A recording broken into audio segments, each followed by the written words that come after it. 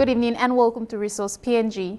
In tonight's edition, we feature Dr. Aaron Batten's PNG Economic Update presentation held during the Port Moresby Chamber of Commerce and Industry Breakfast, in which he speaks about the revised outlook for business in 2012, and we also have a chat with two senior representatives of the Asian Development Bank, Sir Wilson Kamit and Mr. Alan Lee.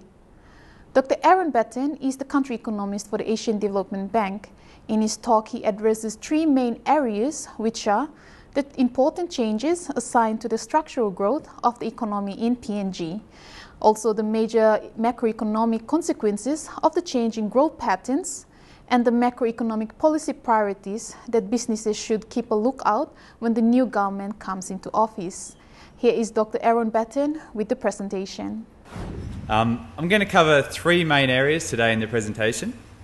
The first, we'll be looking at some of the important changes that are starting to take place to do with the structural growth of the economy, which sectors are growing, which are expected to decline, and which are expected to stay largely the same over the next couple of years, which is very important for business in planning where the economy will be growing over the next few years. The second will really to be trying to identify some of the major macroeconomic consequences of these changing growth patterns and what sort of risks this is going to create for business sentiment over the next 12 months. And finally, given that we are in election mode and we have a new government coming in, just to quickly discuss some of the major macroeconomic policy priorities that business should really be looking for from a new government that comes in, and some of the challenges that will be facing the new government of PNG. So I think the first thing to say about business is it really is riding high on confidence at the moment, and this really came out in a CEO survey that was done by the Business Council of the 100 CEOs in PNG. And here what we show is two charts. The first one there was a question asked of these CEOs of what is your expected capital investment in 2012? And more than 60% of CEOs, represented by the two green shades there, said that it will be more in 2012 than what it will be in 2011. And including those that said it will be the same is about 75% of companies. If we look at the second chart, which is perhaps the more interesting one, that is, what was your business's profit expectation for 2012 as compared to 2011? Over 80% of companies in PNG expected their profits to be bigger in 2012 than they did in 2011, which is a remarkable level of optimism in any private sector survey compared to how other countries perceive their potential growth paths. And largely what we are seeing in the data coming out about the PNG economy is that the business community has been exactly right about the business environment this year. The original growth forecasts that we had for economic growth this year were about 7.5%, which was down a little bit on last year. But what we're actually seeing now is people starting to revise those expectations. People are talking about 9–10% growth for this year. Looking at these issues in PNG is always very difficult because the level of data and the frequency of data coming out about the economy is not great. But over the years we have been able to develop some interesting key lead indicators of economic growth, which give us a very good picture of how the consumption demand is developing throughout the economy. And two of the very interesting ones of this are imports or exports from Japan of new cars to PNG, or new and used cars to PNG, and that's shown here by the blue line.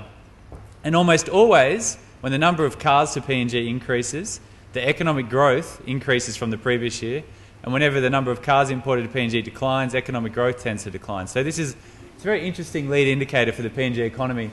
And what we've seen over the first 6 months of the year is that the importation of cars, or the exportation of cars from Japan, has increased significantly. We're now up to about 350 to 300 a month coming into PNG. Another interesting lead indicator to look at, a more usual indicator for economists, is fuel imports. And that's represented here by the purple line. And again, what we've seen over the first 6 months of this year is a dramatic increase in fuel imports. Although it is worth noting that tends to be influenced by what goes on also with domestic production capacity over at Napa. But both of these sort of data sources tell a very similar story. Growth this year is increasing from last year, and the consumption demand in the economy is increasing, which does add a lot of weight to the revised economic growth outlook. But the benefits of growth haven't just been going to business in the economy, and perhaps one of the most important trends that was now seeing to start coming out in the economy this year has been another rapid surge in employment growth for the people of PNG. And what we see here in this chart is two indicators. The first on the green is a level of GDP growth of the economy, and the one in blue is an index of the total amount of employment that's in the formal private sector of PNG. And it's a very interesting story actually to tell about PNG. As you can see, between essentially since independence and the early 2000s, the PNG economy generated effectively no new net jobs for PNG.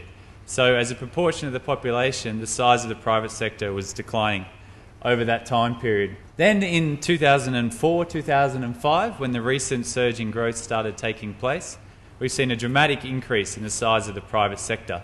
And over that time, it's now more than doubled.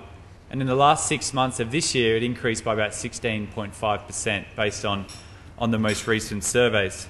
There's an interesting question, though, to ask about the PNG economy, and that despite its previous boom period in the early 1990s, which actually had much higher rates of economic growth, why has this period of economic growth led to these massive increases in private sector employment, whereas the previous period was unable to achieve these types of outcomes? And this is very important for thinking about how the future type of growth in PNG is going to evolve and what impacts it's going to have on the private sector. So the question I just want to ask is, why has this period of economic growth been so good for business?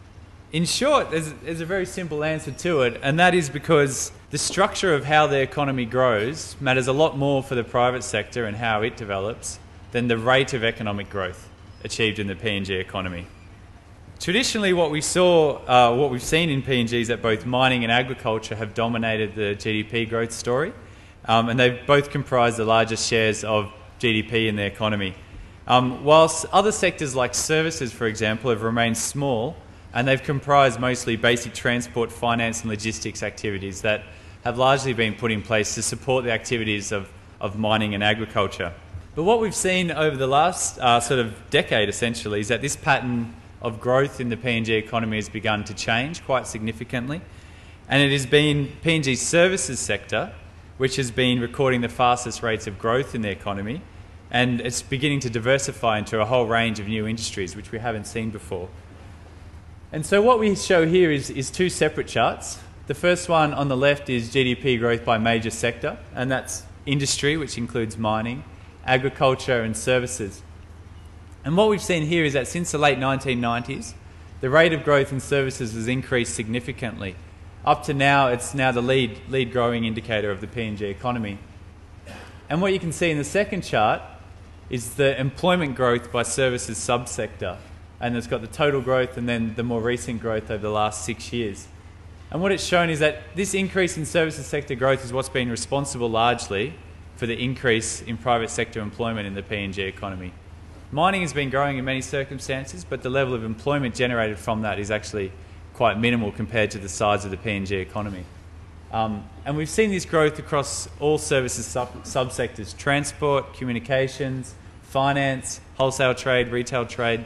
It's led to a very positive picture around the services sector in the PNG economy. So recognising the strong links between the structural reforms that are taking place, the services sector growth, employment generation, and then the overall business conditions and profitability that arise out of these changing economic conditions, is really important for thinking about how future economic growth will impact on PNG, because whilst we all know that the headline rate of economic growth is going to remain strong over the next few years, the composition of PNG's economic growth is going to change quite significantly. And what this chart here shows is, in the blue, again, is total GDP growth expected in the PNG economy. And that shows a moderating level of growth into 2013, which is then expected to pick up into 2014. But it also shows the breakdown of growth by non-mining activities, which is a non-mineral economy, and then mining, oil and gas production in the PNG economy. And what we've seen is that over the last 10 years, effectively, mining GDP has added nothing to the size of the PNG economy. In many cases, it's been declining. We've had maturing output from existing oil facilities, and a number of mines have been winding down their production capacity. So the entirety of PNG's growth has been coming out of the non-mineral sector, which is what's led to these very positive picture of the PNG economy. We'll continue on with the presentation right after this break.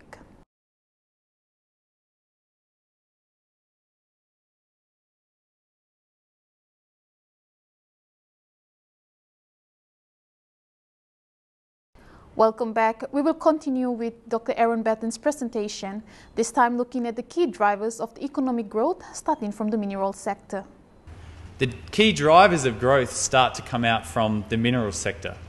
So we see these new mines opening up, which is driving growth, and we see this gradual decline in the growth of non-mining GDP. So thinking about why this has happened, there's a couple of very important reasons that's important to understand. The lead one being is that PNG's long construction binge is now starting to wind down. And the big part of this story is the winding down of construction of LNG after it peaks this year. And then its return to more moderate levels of growth of about 5% per annum over the sort of medium term. But there's also a very big decline taking place in the growth of transport and communication services.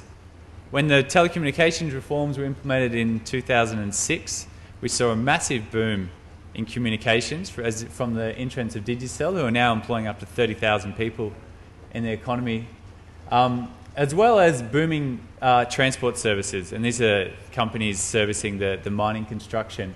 And so what we see again is that growth is going to decline from upwards of 40% per annum right down to more moderate rates of growth, is what you typically see in a non-mineral economy of about 5% growth. And so the important part of this story that I really just wanted to emphasise to finish off the first part of the presentation is that the sources of growth in the PNG economy are now starting to change quite significantly, and this will have quite a big impact, I believe, on the overall business conditions in PNG and adds a new impetus for reform, which I'll talk about more in a moment.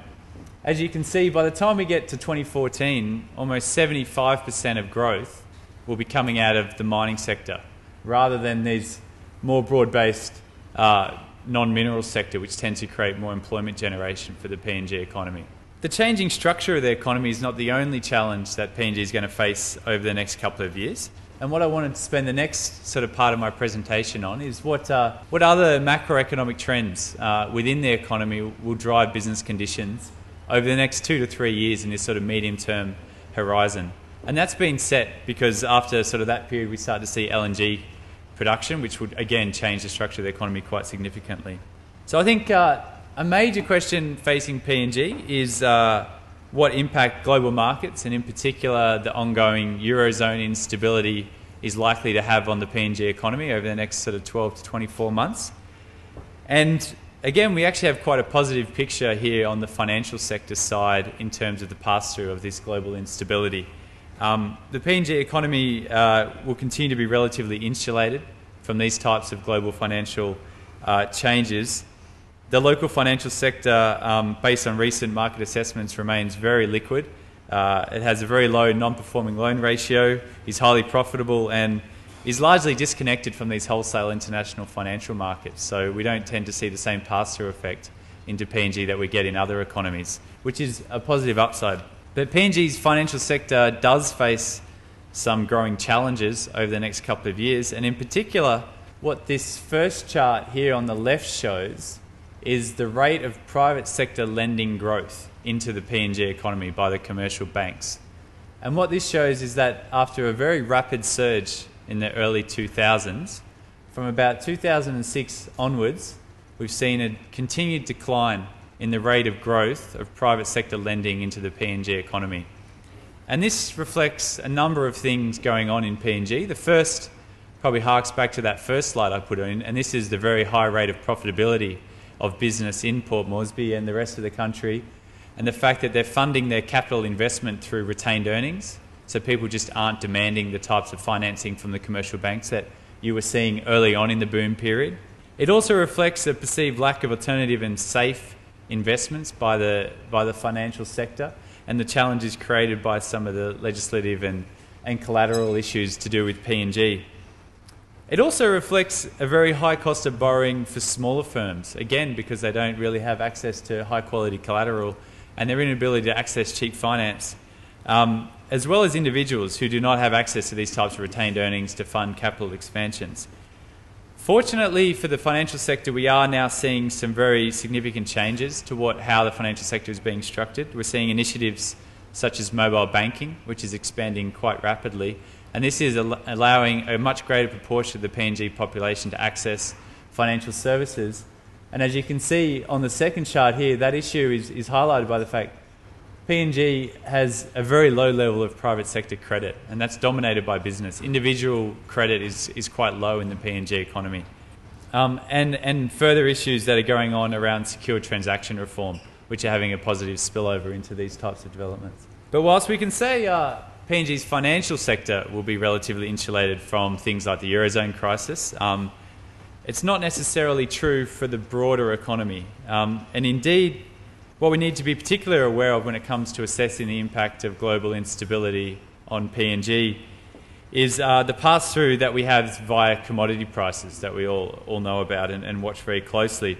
And here we're seeing both the impact of Eurozone instability and more recently the slowing demand coming out of China having a very big impact on lowering the prices of some of PNG's main commodity exports during the first half of this year. And what this chart here shows is in green is the price of copper on global markets, and then in blue is the price of gold on global markets. And you can see those straight lines on the right-hand axis here. That's where the budget forecast set the price of gold and copper for this year. Some of you may remember that we discussed at the last presentation that these were very, very optimistic forecasts that the government put in. The price of gold was about 15% higher than what it was on average in 2011, which opened them up to a high level of vulnerability to these types of adverse movements in the commodity price. And that risk is now essentially bearing out. The government is talking about a 500 million kina budget deficit for this year, based largely on these lower than expected commodity revenues. So this will have a large spillover effect into the economy. The last 6 months have also seen a significant decline for PNG's major agricultural export commodities, and this is happening across pretty much all of its major exports. We're seeing cocoa, coffee, copra, palm oil, and to a lesser extent logs, all tailing off quite significantly over the last 6 months. This won't necessarily have a very big impact on the government revenue story. A large number of these industries actually don't pay very much as a proportion of PNG's total tax revenue. But what it will do quite significantly is lower the incomes in rural areas. And it's also connected to the exchange rate story, which I'll talk about more in a moment. Another very important issue to sort of think about for the PNG economy over the next 12 to 24 months going on in the external sector are the changes that are going to take place in foreign direct investment coming into the economy. And as we all know, a major source of PNG's economic growth over the last sort of 5 or 6 years in particular has been this rapid surge in foreign direct investment. And a large part of that story is indeed from LNG, but there's also been foreign direct investment coming into a range of other industries, and we've seen a massively increased level of business interest in PNG and new businesses trying to set up operations here. As I discussed before, this surge will moderate somewhat this year, down from about 1.8 billion US dollars last year, but it's still going to be about 15% of GDP, about $1.4 billion, which is huge for an economy the size of PNG and really is driving growth. But an equally important trend that I think is not often seen in discussions of PNG's foreign direct investment trends is the outflow of funds from PNG. And thinking about this is actually a little bit more difficult because getting data from PNG on where companies expatriate their revenues and what they do with those revenues is not actually publicly available. But one way to look into the issue is to actually try and get the data from the Australian side. So if you go to the Australian Bureau of Statistics, you can actually measure the level of foreign direct investment coming from PNG companies back into Australia, which is a major outward source of FDI. And there was a lot of anecdotal evidence to support that companies were channeling a lot of their profits back into other markets such as Australia. And the figures that you get from this are actually quite astounding. The level of outward FDI from PNG being invested into the Australian economy through both debt and equity has actually exceeded the amount of inward FDI in total coming into the PNG economy, which is a very interesting story and one that I think we don't have a great handle on at the moment. What this bottom green line shows is actually the level of inward FDI coming just directly from Australian companies, and that's about $300 to $400 million a year at the moment. What it shows, though, that is the size of money coming from PNG back into Australia is about 4 or 5 times bigger than what's being invested from Australia into PNG. This is an incredibly crude way of looking at the total capital injection into the PNG economy, and it's something that we'll be looking at probably more closely over the next 6 months to see if we can try and disaggregate to see what types of investment are taking place and what impacts this will have on future growth. But it is a very important story because it does sort of indicate that there's a large lost opportunity going on there of these outward flow of investment funds given PNG's very large investment needs. Quite interesting to know that the level of outward foreign direct investment is higher than the inward foreign direct investment to the PNG economy. Stay with us as we have more coming up after the break.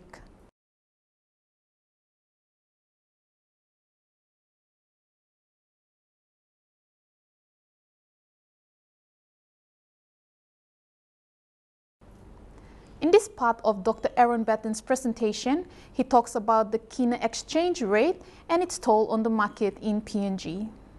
So moving on to the issue of the exchange rate, which I mentioned briefly before, and what we've seen here, we see two indicators. One is the Australian dollar and one is the US dollar, which are the key denominations for most of PNG's exports. Over the last 6 months, we've seen another ratcheting up of the kina exchange rate. It's now up to about 50 cents to the kina, which is almost reaching the same highs that were reached during 2008 when the global financial crisis began. And recent exchange rate assessments that were conducted jointly with the IMF show that the market value of the kina is broadly in line with the market fundamentals of PNG. The real effective exchange rate, which is what we use to measure this, remains broadly in line with the major flows coming into the economy. But based on those same market fundamentals, what we are expecting now is probably either a moderation or a slight decline in the value of the kina over the next 12 to 24 months. And there's a number of drivers of this. The most recent one will be the moderating commodity revenue exports that are being earned through the PNG economy, as well as a tailing off of the foreign investment flows that we're seeing coming into the economy through LNG in particular. And this sort of moderating to tailing off trend that we expect to see will probably last somewhere until 2014, when again we're going to see another large surge in foreign exchange earnings through the beginning of exports of LNG.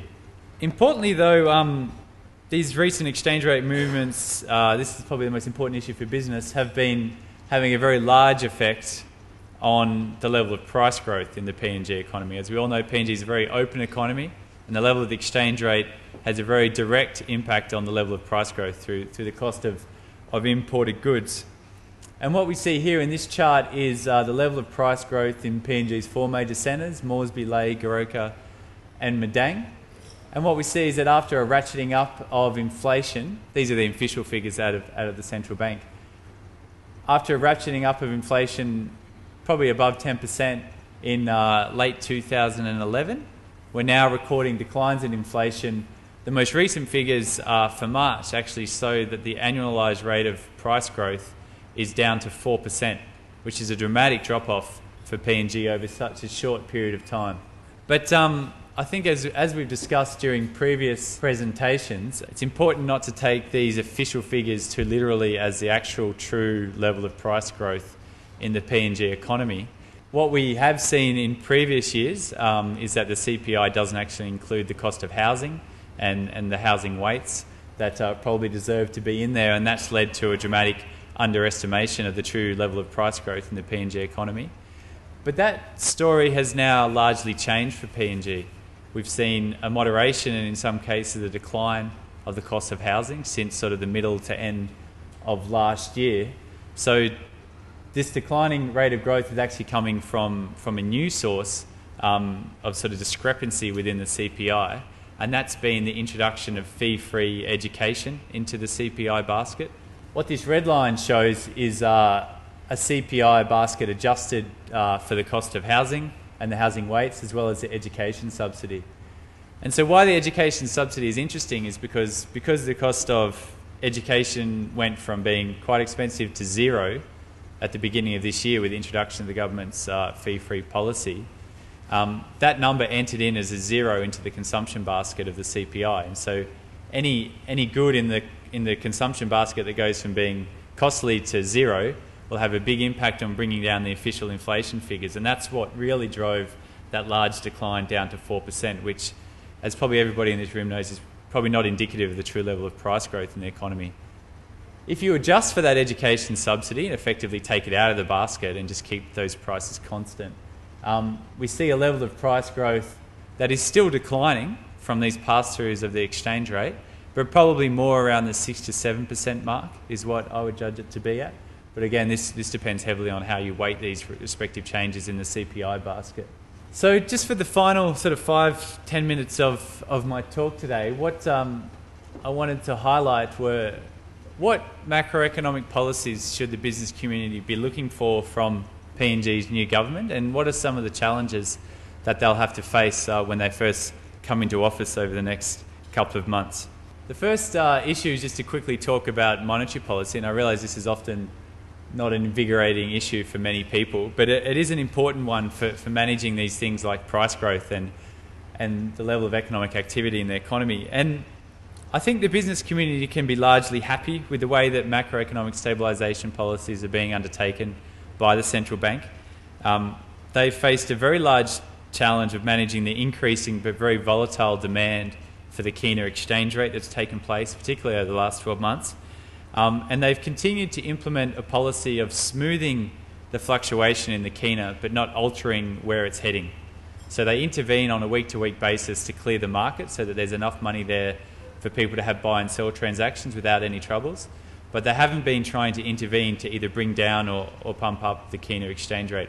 And this is a very prudent policy over the longer term for them to undertake. The central bank have also had to try and counter the effects that these large inflows are having on the domestic money supply, and have had to intervene quite extensively into the PNG economy to try and sterilise a lot of the local excess liquidity that's being built up, which does have the potential to lead to a very large inflationary outbreak if it's not managed properly. They've adopted a couple of different policies to try and manage this. The first one was in the sort of 2008, 9, 10 period, was building up the issuing of central bank bills. And this is what they do, is so they sell central bank bills, and that allows banks to buy them, and that soaks up some of the liquidity in the financial sector. But that policy began to become quite costly for them because they have to pay interest on these bank bills and they have a limited capital base to fund this. So what they've actually done more recently is start to intervene by lifting what we call the cash reserve requirement. And this is basically a requirement of the commercial banks to hold a minimum amount of cash as a reserve, so they can't lend it out. And this reduces the level of liquidity in the market. And this flexible approach has actually proved quite effective in lifting the sterilisation ratio of the PNG economy as the level of domestic market liquidity has increased, and that's represented here by this dotted black line. On the fiscal front, however, we have a slightly different story, and perhaps a more challenging one that we should be paying quite a lot of attention to at the moment, because this is what the new government will face when they come in later next month. And overall, I think it's fair to say that business should be expecting a more austere level of government expenditure over the next 2 to 3 years based on the macroeconomic environment that they'll be presented with. What this chart here shows is total government revenue in real terms, so that's been deflated by the level of price growth over the period of this commodity boom. And what we've seen is a very dramatic growth in government revenue over this period, and this has largely come about through these booming commodity prices, which have driven increasing mineral revenues. But as you can see here, in 2012, PNG government is expecting about 500 million less than what they originally forecast for this year. And what that will do is essentially bring forward a 2 to 3 year period that the Treasury is now expecting of declining or stagnant revenue growth for PNG. And this is something that hasn't been experienced really since 2009. Whilst PNG, of course, has quite low levels of public debt, and it can borrow, as it will probably do this year, to fund its budget deficit, the business community should be wary of continued large budget deficits because they would threaten to undo the stabilisation policies that are being undertaken by the central bank, and really would add to a rebuilding of the inflationary pressures that had been facing the PNG economy over the last 5 to 6 years, and which have led to a very high cost of doing business in PNG. But another very interesting issue that I just wanted to raise quickly, that this declining or moderating level of revenue growth for PNG raises, is another macroeconomic policy challenge facing the PNG government, and that is the declining share of government revenue to GDP that they expect to receive over the next few years. Now, what we can see in this chart here is total government revenue as a percent of GDP. And what we see here is in 2006 and 7, PNG was in effect a moderate to high taxing country, and it's similar to other countries sort of at a similar stage of development. It was taking about 30 to 35% of GDP as revenue for itself.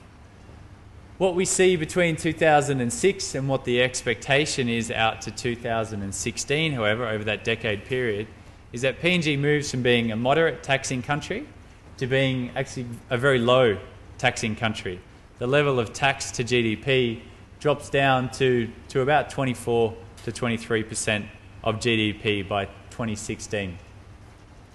And there's a number of reasons driving this. Part of it is a tailing off of commodity revenues, and part of it is a story around capacity constraints in the ability of the tax office to actually implement taxation policies, and the very heavy reliance that they place on voluntary compliance of business to actually pay their tax. We'll take a break from here, and when we return, we have Dr. Aaron Betten with the final part of his presentation.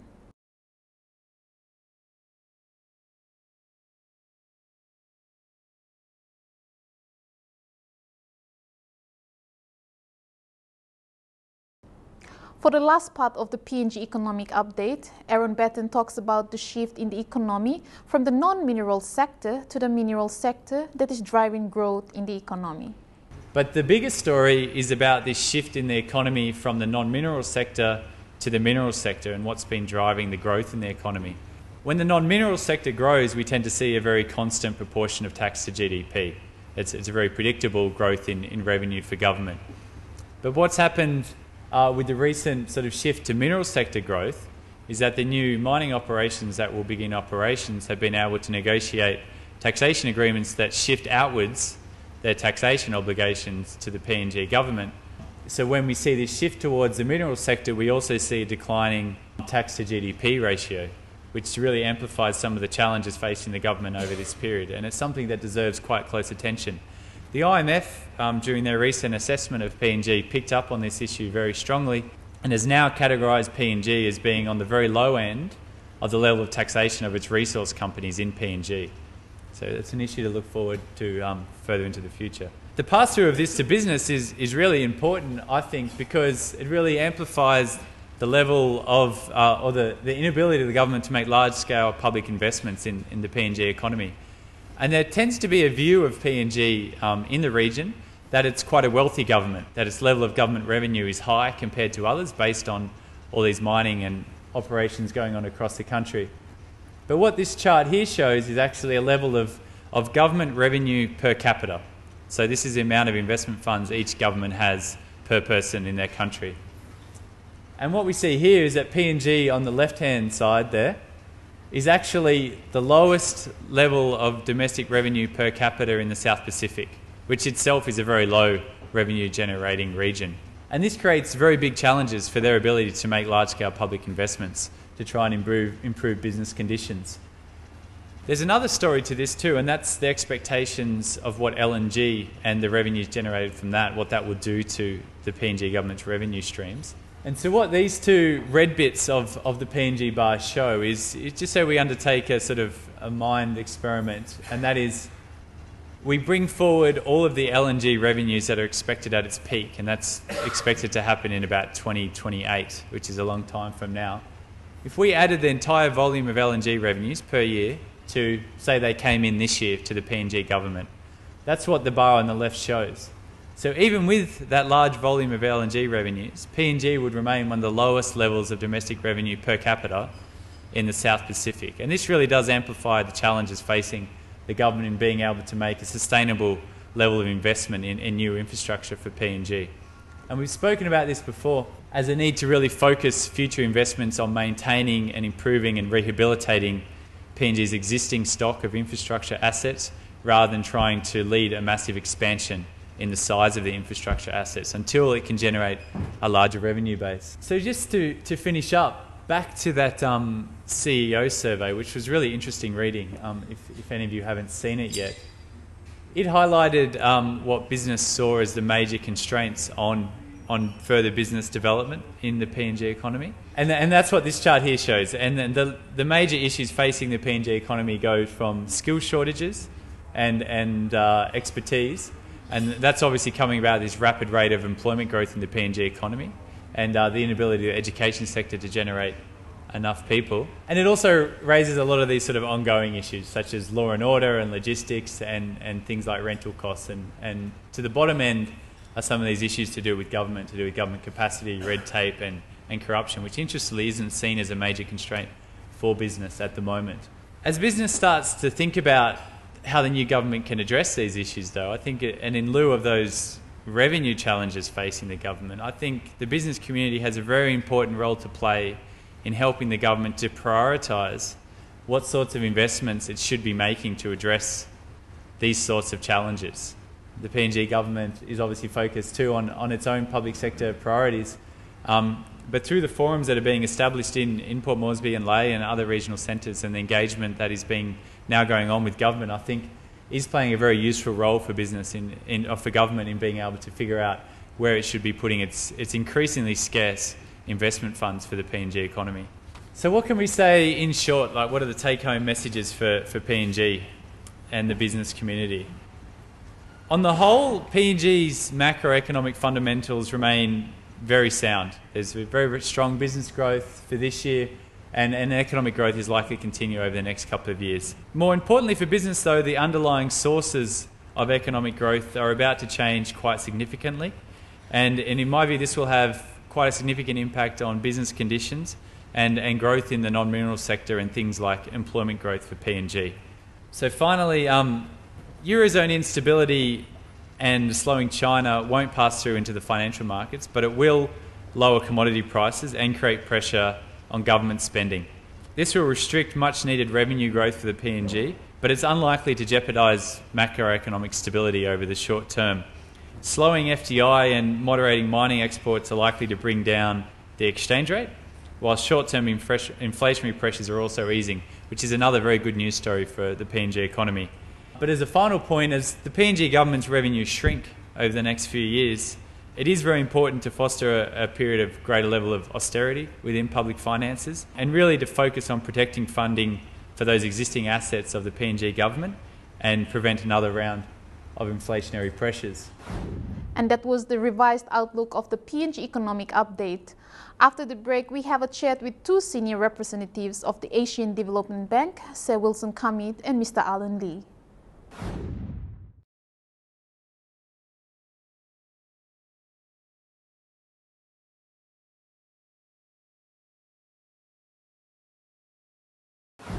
Thank you for staying with us on the program.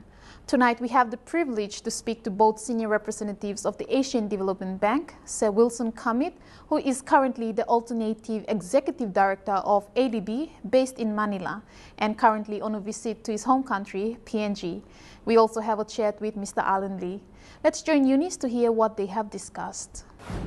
Good evening. Tonight we're joined by the senior representatives of the Asian Development Bank, Sir Wilson Kamit and Mr. Alan Lee. Welcome to the program. Thank you. So to start us off, Sir Wilson, you've been given that position as the Alternative Executive Director based in Manila. How has your experience been since your appointment in 2010? We in the board of the Asian Development Bank, and there are 12 directors and 12 alternates. The job of the alternate executive director is to stand in when the director is not available, when he's away, and sit on the board and make decisions, discuss issues relating to the countries we represent in the region, as well as the other development partners who are participants also in the countries that we represent in the region. And I believe you've got 6 constituencies that come under your care? There are the 12 directors I mentioned are the 12 constituencies. And in our constituency, we got 6 countries. There is Korea, Papua New Guinea, Uzbekistan, Sri Lanka, Vanuatu, Vietnam, and Taipei, China. So they're the countries in the constituency. And Mr. Alan Lee, being that Sir Wilson is from Papua New Guinea, how do you find working with a Papua New Guinean on the board? It's been an excellent opportunity, an excellent working arrangement.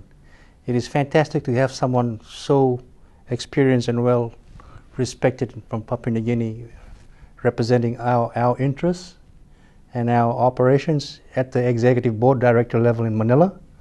So whenever we take projects from Papua New Guinea to our board for consideration, Sir Wilson helps us in explaining to the other constituent directors what Papua New Guinea is and all the pros and cons of our projects in the country. So in that sense, his helps provides the support that we require for a good consideration of the projects. Thank you. So, Sir Wilson, I believe you're visiting PNG now, and you're taking a look at some of the projects in Papua New Guinea, and one of them is a civil aviation development project. Are you able to tell us a little bit about that?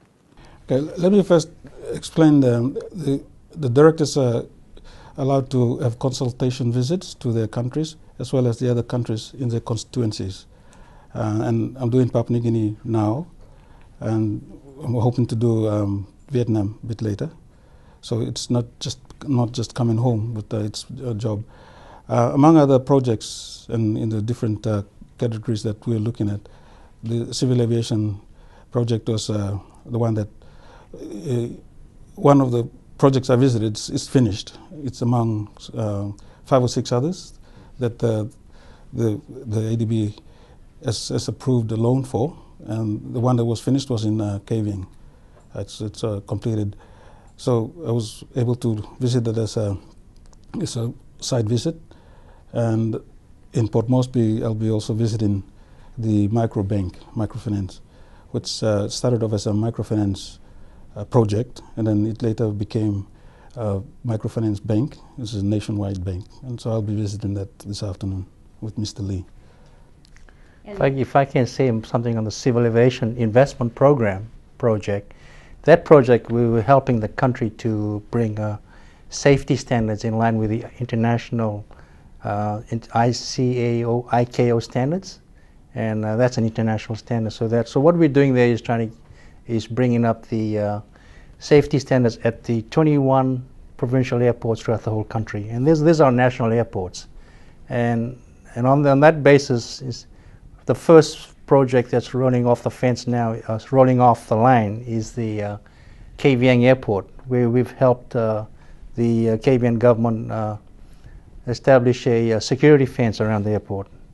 So this helps, and then we will be doing the same type of program throughout the country for the other airports, plus extending runways and also upgrading parking aprons. So there'll be a lot of sub-projects coming out of this civil aviation investment program. May I ask, how much is that project? What's the estimate cost? Well, the estimated cost was around about in the vicinity of about $800 million, and the ADB is providing about $440 million as a credit line to the project. The government will fund the balance. And also we will be looking for some co-financing, and it's an 8-year program, so this is the first phase. So we're in for a exciting phase in the sense that all our travel throughout the whole country will be much safer. Okay, yeah. And I believe the Asian Development Bank has got some other projects also in Papua New Guinea? Let me answer that. As of end of last year, December 2011, the total exposure to Papua New Guinea stood at 1.5 billion. That's all accumulated and what was outstanding at that time. US dollars, not Kina, US dollars. So there's a lot of money tied into Papua New Guinea from not only the Asian Development Bank but our other development partners. We also would like to acknowledge that, OSAID, for example, the World Bank, IMF are always part of the development process in Papua New Guinea, and they're the partners that go together with the Asian Development Bank. We work very closely at head office and on the ground as well with those partners. And I may say so, Sir Wilson, during these last 4 or 5 years, and you've spent a lot of times in that period, the last, ADB has done a lot of projects. For example, the Layport project was during your tenure. We have got that approved. Now we're starting to commencing implementation of that project. As we speak, there will be the contractor is establishing their operations at the site. So that project is moving, and that'll take about 4 years to complete, 3 to 4 years. But we'll try and make it shorter. Yes, and then we have the civil aviation project, which you help push through, and the nationwide microbank. And we've got some we're partnership with the AusAid in the rural health delivery of primary health to the rural sector. So that's a new project coming offline also. It's starting this year, and we've made a re-entry into the energy sector, and we're working with PNG Power, okay. And that's under the town electrification project. So you can see that the ADB has covered a wide cross section of different types of different sectors. So we're a long-term development partner of the country. Yeah. Sounds like you're here for the long haul. That's a long haul, yes, but that's the charter of the Asian Development Bank. It's a development partner to help the member countries develop and long-term with a long-term view to and the engagement has got to be a long-term one because it takes a lot of time to get things going. The energy sector, Mr. Lee spoke about the town electrification. It's been approved, but no actual construction has started yet because this is a work in progress. So that's we're working towards that. We're looking at three areas: one in the Oro province, one in the autonomous region of Bougainville, and one in the West New Britain province. But they're not. We haven't started cutting the grass or anything yet. It's going to come. After the break, Sir Wilson Kamit and Mr. Alan Lee talk more on the Asian Development Bank projects taking place in the country.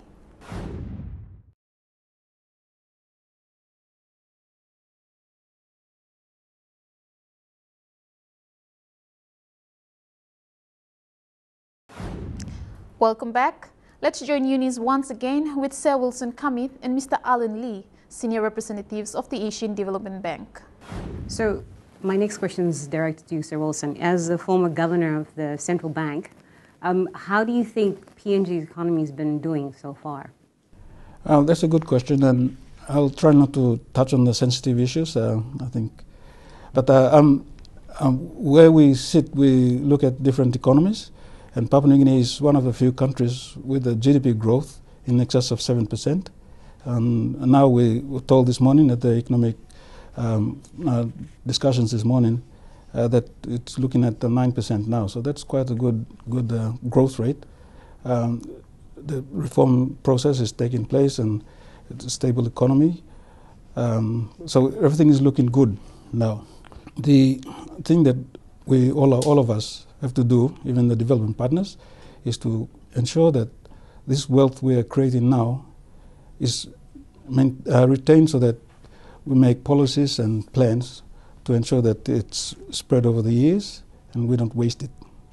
So it's a windfall gain because of the LNG and all the good news coming through. Let's use it for the continued improvement of lives and livelihoods in Papua New Guinea. So that's the only comment I can make.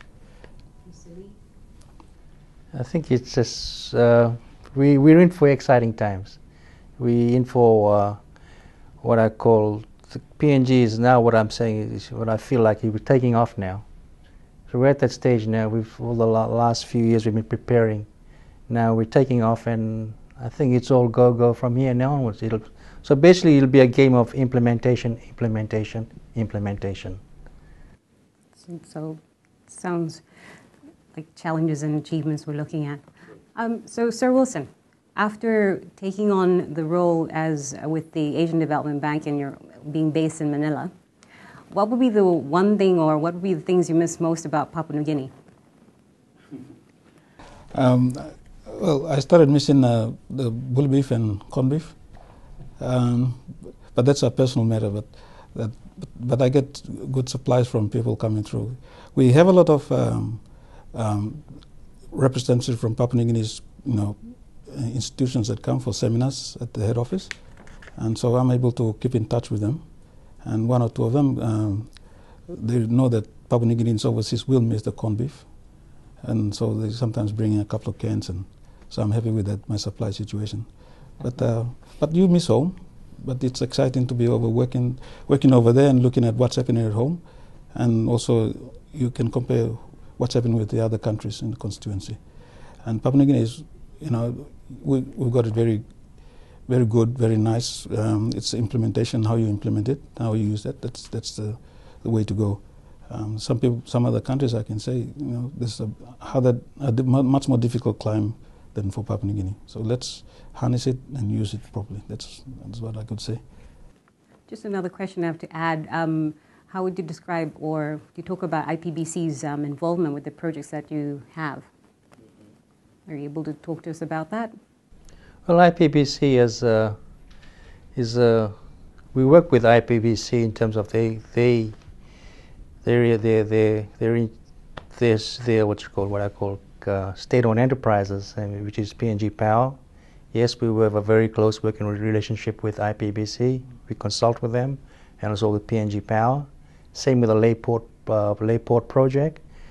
We have very, very close consultations. We work very closely with IPBC in getting the loan approval and all the various assurances to ensure, and they help us in terms of implementation. Should we require clearance from various government ministries, they help us in that sense. It's a close relationship. The government-owned utilities, public utilities, as Mr. Lee said, ports, PNG Ports, PNG Power has a very close relationship with that.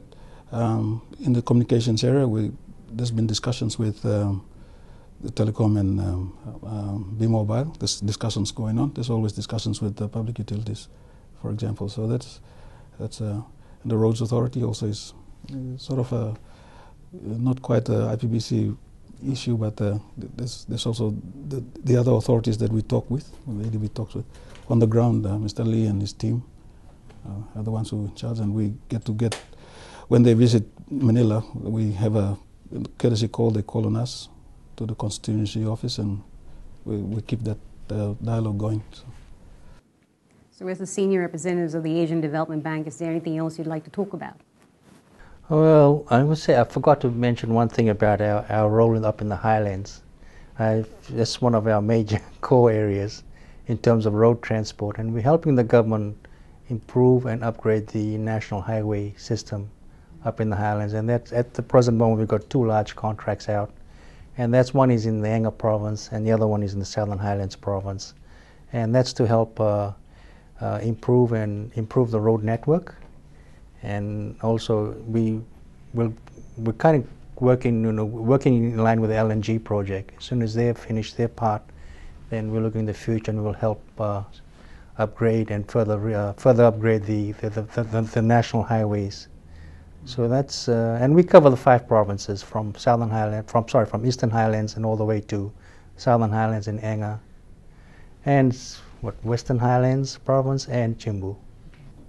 So that's the Highlands Highway, the road work. Also, for the rest of the country, there's a bridge replacement project going on.